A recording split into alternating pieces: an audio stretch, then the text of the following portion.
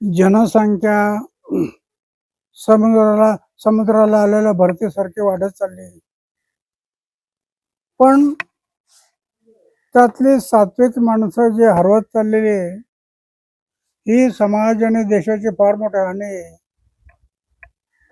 उदाहरणार्थ बाबाडो, माझा आणि त्यांचा अनेक वर्षाचा संबंध आला. ज्या वेळेला दौरे चालायचे, काही दौऱ्यात बाबा आडम आमच्या बरोबर होते.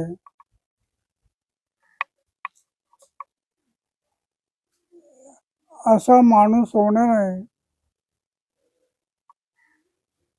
एक तर निस्पृह, कुठल्याही फलाची अपेक्षा न करता निष्काम मौनाने केलेलं कर्म हीच खरी ईश्वराची पूजा असते. ईश्वराची पूजा फक्त मंदिरात होत नाही.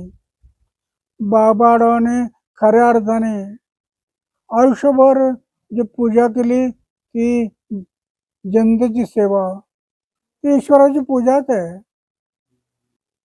ईश्वरी इच्छेसमोर काही विलाज नाही. जाणं हे आम्हाला वाईट वाटत असेल तरी ईश्वरी इच्छेसमोर विलाज नाही. पण एक प्रेरणादायी व्यक्तिमत्व होतं, ते आमच्यातून गेलं. सामाजिक आणि राष्ट्रीय हानी झाली. कुंभमेळा जर समाज आणि राष्ट्रहितासाठी असेल तर झाडं तोडणं कितपत बरोबर आहे?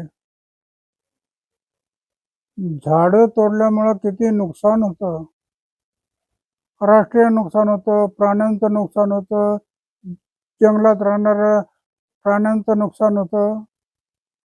म्हणून अशी मोठी झाडं तोडू नये.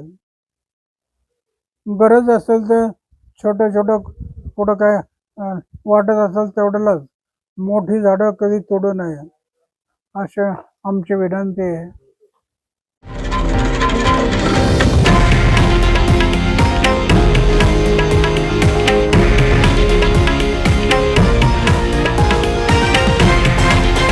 हे आहे देशातील नंबर 1 न्यूज नेटवर्क आणि आपण पाहत आहात TV9 मराठी, एकमेव.